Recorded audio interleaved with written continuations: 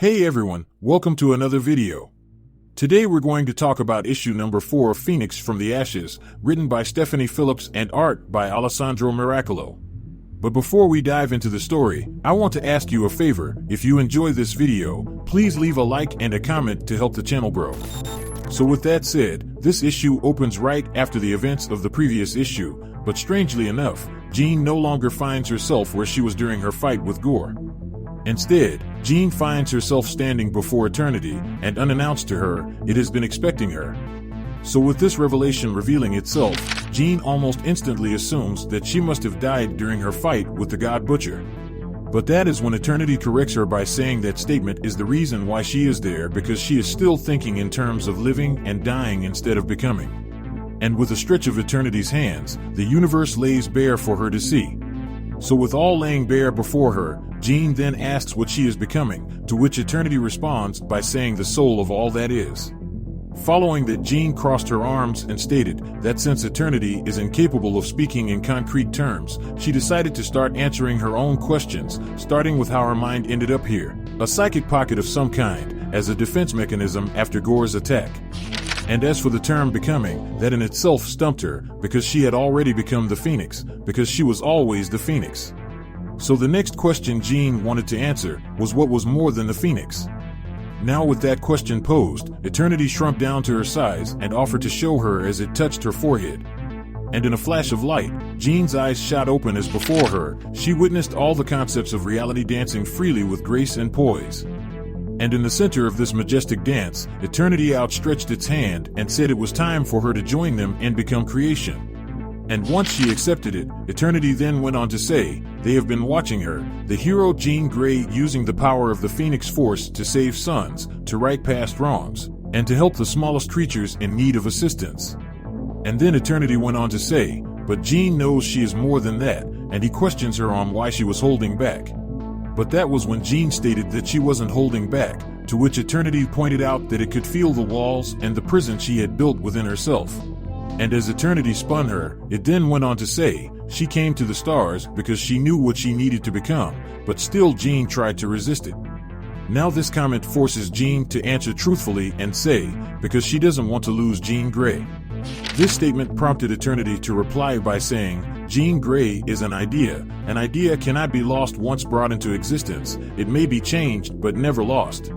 So with this truth out there, Jean pushed away from eternity and stated if she lets go and becomes what he suggests, what if she can't control it?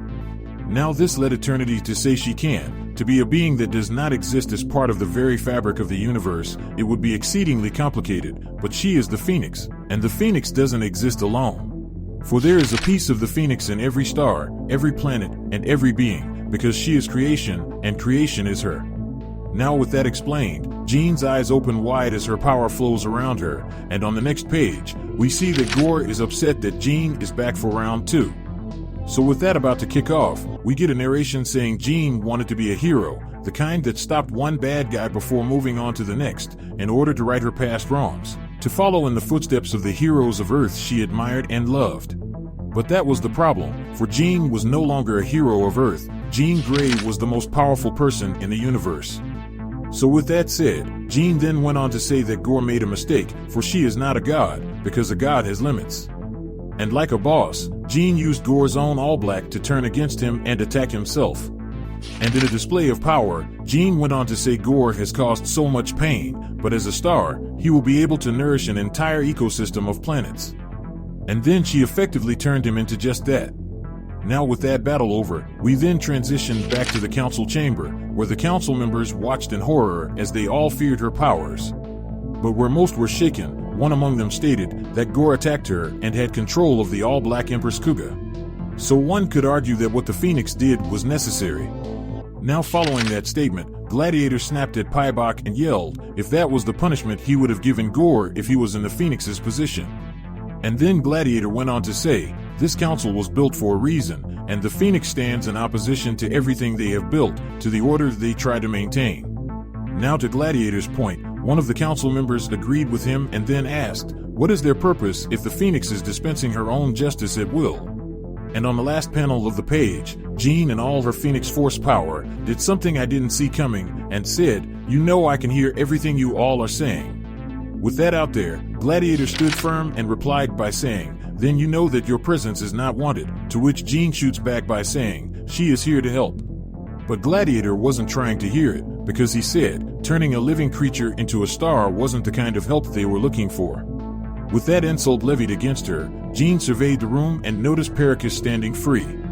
Now up to this point, Jean wondered where Perrikus crawled off to after escaping the black hole from issue number 1. Following that statement, Jean went on to defend herself by saying the All-Black replaced his heart, and without it, Gorr would not be able to survive, but she could not allow Gorr to maintain possession of that weapon. So she made the call and took him out and used what was left of him to help the universe in some way. But see, this answer was good enough for Gladiator, so he used his heat vision to destroy the viewing device and told the council members that the Phoenix was coming.